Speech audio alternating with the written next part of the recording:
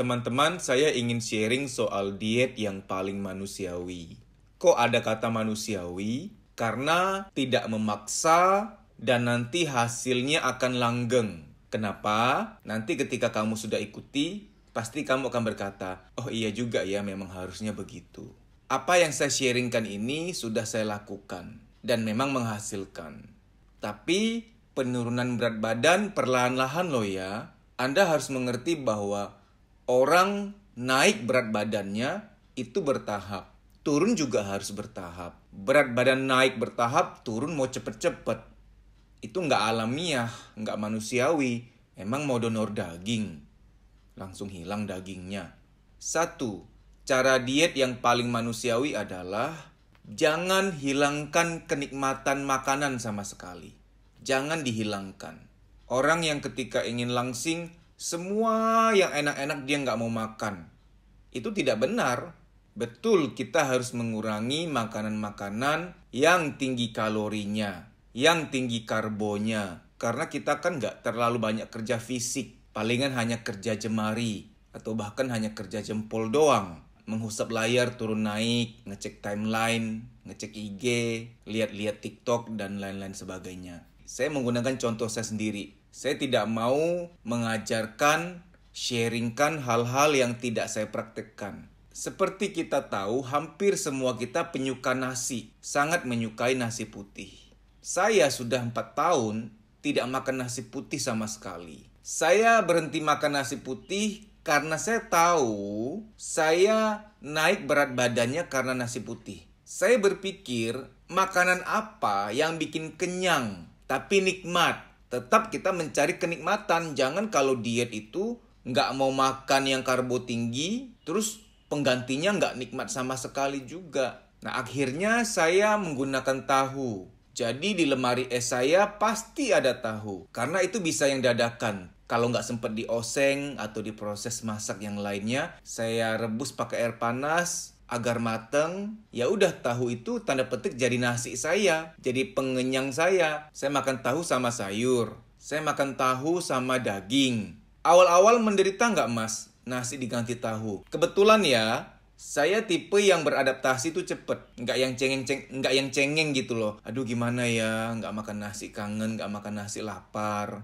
Apalagi banyak yang bilang, nggak makan nasi mana bisa kenyang sih? Yakin nggak makan nasi nggak bisa kenyang? Coba kamu makan tahu 3 atau 4 buah. Masa iya sih nggak kenyang? Kalau sampai nggak kenyang, di perutmu ada segitiga bermuda kali. Yang masuk hilang nggak terasa. Kakak. Bercanda ya, jangan diambil kredit. Mas, kita kan perut orang Indonesia nggak makan nasi gimana ya? Nggak biasa dong mas. Kayak aneh dong. Kayak aneh, nggak biasa, itu semua sugesti. Hidup kita itu pengkondisian. Mau nggak kita mengkondisikan ulang? Sama seperti wanita-wanita yang ingin move on dari si japra. Laki-laki yang nyata-nyata nggak baik, jahat, kasar, selingkuh, pembohong. Mau putus tuh berat. Atau bahkan sudah putus masih terngiang-ngiang. Gimana ya mas, nggak ada dia tuh kayak gimana gitu. Nggak ada dia tuh kayak kosong, hampa. Itu semua sugesti. Itu ilusi. Sorry ya, saya bukan berarti berkata tidak boleh makan nasi putih. Nasi putih harus makan. Kalau kita profesinya adalah nelayan, petani, tukang bangunan. Oh harus. Saya setiap kali melihat tukang bangunan itu saya salut, saya kagum.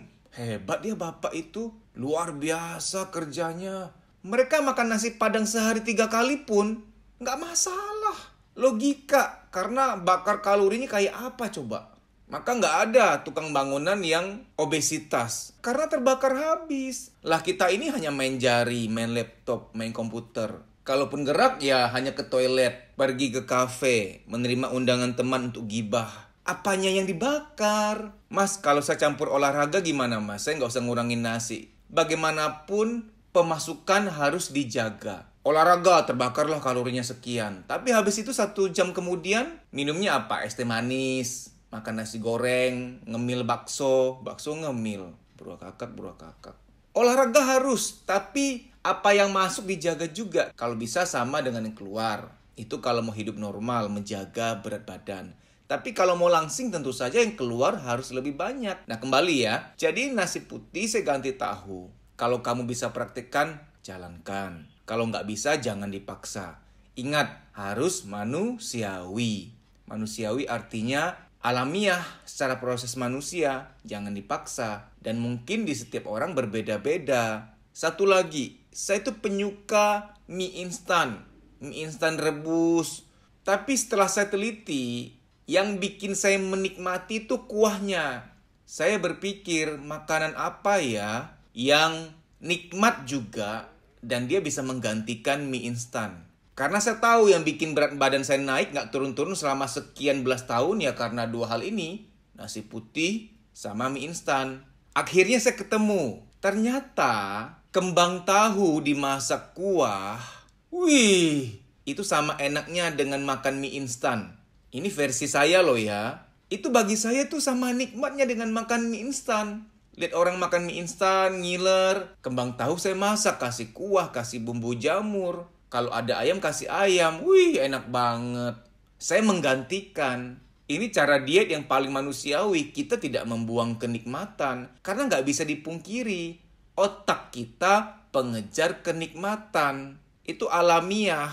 Makanya tanpa sadar, ini aspek lain. Namun ini satu kategori yaitu pemburu kenikmatan. Orang-orang Jakarta pemburu puncak, pemburu Bandung, pemburu Bogor di weekend. Makanya arah puncak Sabtu Minggu padat banget. Karena pemburu kenikmatan alam, pemburu kenikmatan liburan. Orang-orang yang males, orang-orang yang mager, malas gerak itu kan orang-orang yang tenggelam. Dia tenggelam, terlena dalam keinginannya untuk menikmati hidup. Pemburu kenikmatannya kebablasan.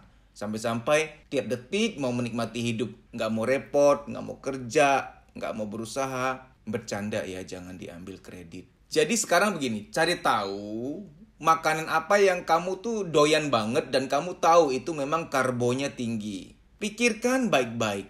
Hal lain yang kalau kamu makan, ya nikmat juga. Nikmat, bukan yang ditahan-tahan. Aduh, aku tahan ya, aku makan ini dulu, nanti kapan-kapan makan itu. Enggak, benar-benar menggantikan.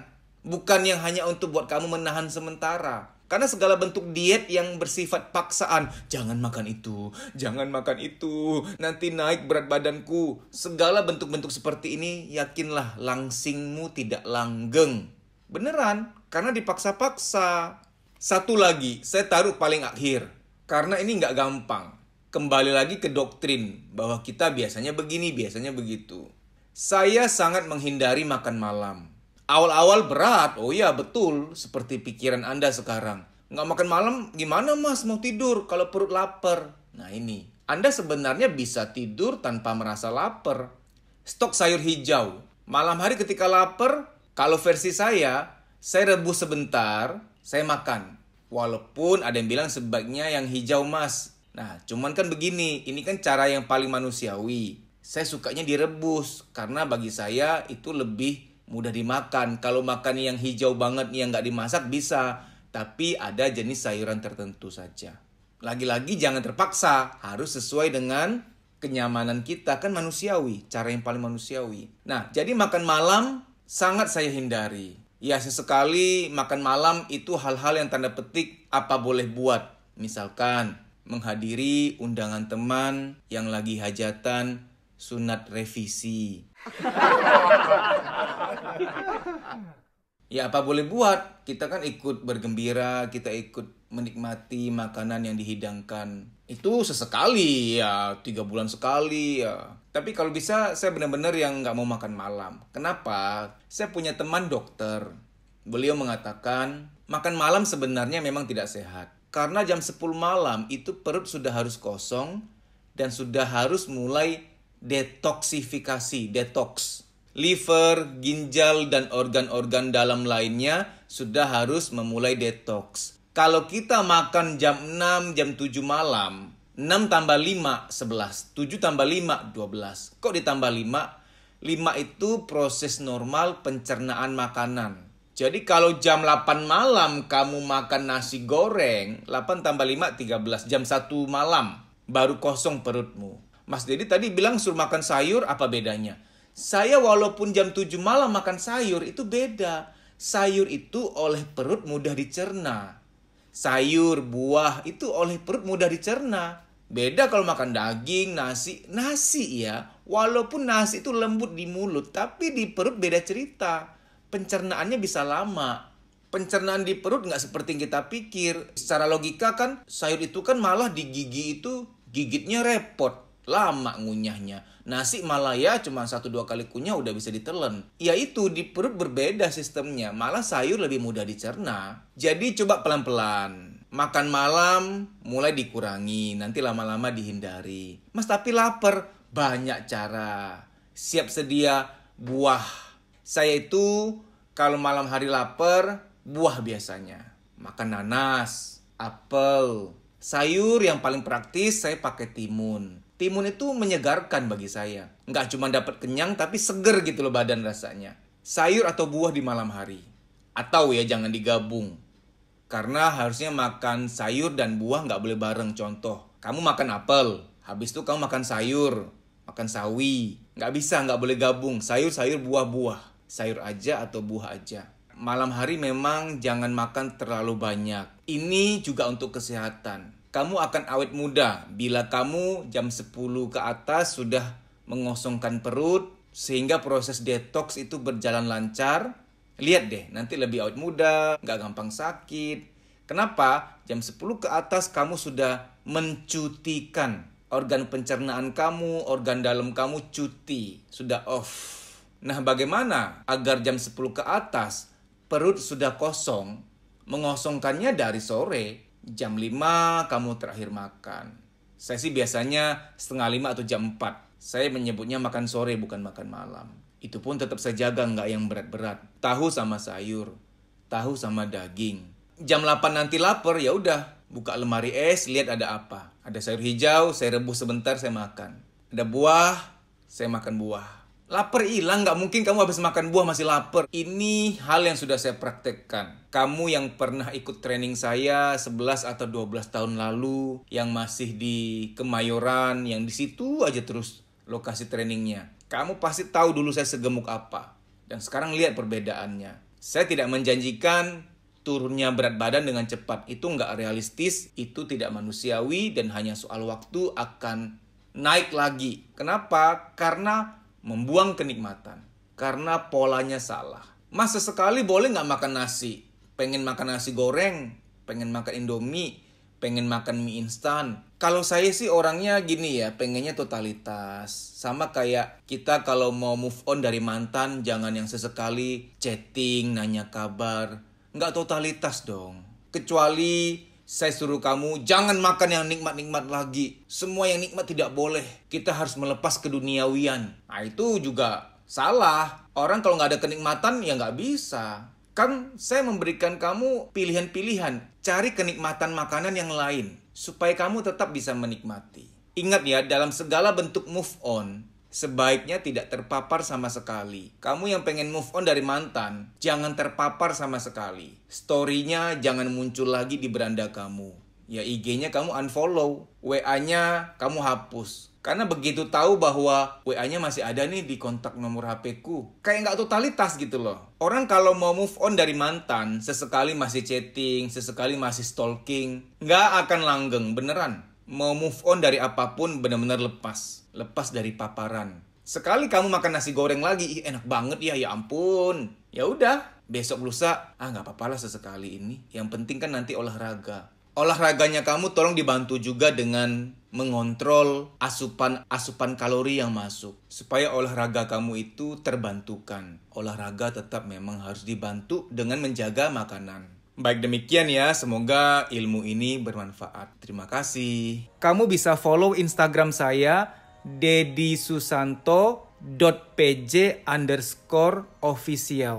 Di story itu ada jadwal training, silahkan dicek. Kalau kotamu termasuk di jadwal, WA nama peserta ke nomor panitia tersebut di kota itu untuk mendaftar. Mas, aku nggak mau ikut training. Ya gimana dong? Kita kan mau membaik nih, mau meningkatkan kualitas hidup. Karena jangan-jangan luka-luka batin itulah yang membatasi, menghambat mental kita untuk maju. Sehingga mengalami yang namanya menunda pekerjaan, ragu ngambil keputusan, minder, mood swing, tidak sekreatif dulu lagi, negatif thinking, susah tidur, badan gampang capek, ada nyeri-nyeri nggak jelas di pundak, di perut, di dada, di kepala, dan lain-lain sebagainya, psikosomatik. Psikosomatik adalah, psiko itu jiwa, soma itu badan. Psikosomatik artinya ada beban-beban di jiwa, baik yang terpendam maupun yang disadari, ketika secara akumulatif sudah penuh, dia nitip taruh beban di badan. Ada yang nitip taruh beban di kepala, jadilah migrain, rambut rontok, pelupa, insomnia, pikun dini, dan lain-lain sebagainya. Kalau ketombe karena salah sampo ya, beda jurusan itu. Beruah kakak. Ada orang yang ketika jiwanya sudah penuh, jiwanya itu nitip taruh beban di perut. Jadilah mah, nyeri head berlebihan, nafsu makan tinggi, nafsu makan rendah, dan lain-lain sebagainya. Saya nggak mau sebut nama-nama penyakit lain yang wah ya. Tidak baik menyebut nama-nama penyakit seperti itu karena dapat mensugesti. Saya sebutkan hanya gejala-gejala kesehatan yang sering dialami oleh kita semua, yang ringan-ringan. Time doesn't heal. Waktu tidak menyembuhkan. Kita perlu berusaha untuk memulihkan diri kita. Ada doa, ada usaha. Harus seimbang. Kalau ternyata setelah kamu lihat jadwal di Instagram saya, tidak ada kotamu terdaftar di situ, apa boleh buat kamu ikut training secara pribadi. Ini coaching pribadi. Nanti via WA call dengan saya. Tapi harus daftar dulu. Nah, daftarnya agak beda. DM, Instagram, kuliah psikologi. Daftar di situ, DM dulu.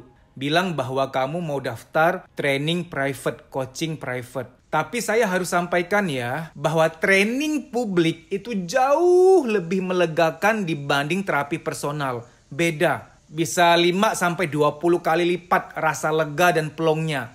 Semoga kota kamu termasuk dalam list jadwal training kami. Itu lebih baik. Namun kalau tidak ada dalam jadwal, ya apa boleh buat. Ikut coaching private. Baik demikian ya, semoga informasi ini bermanfaat. Terima kasih.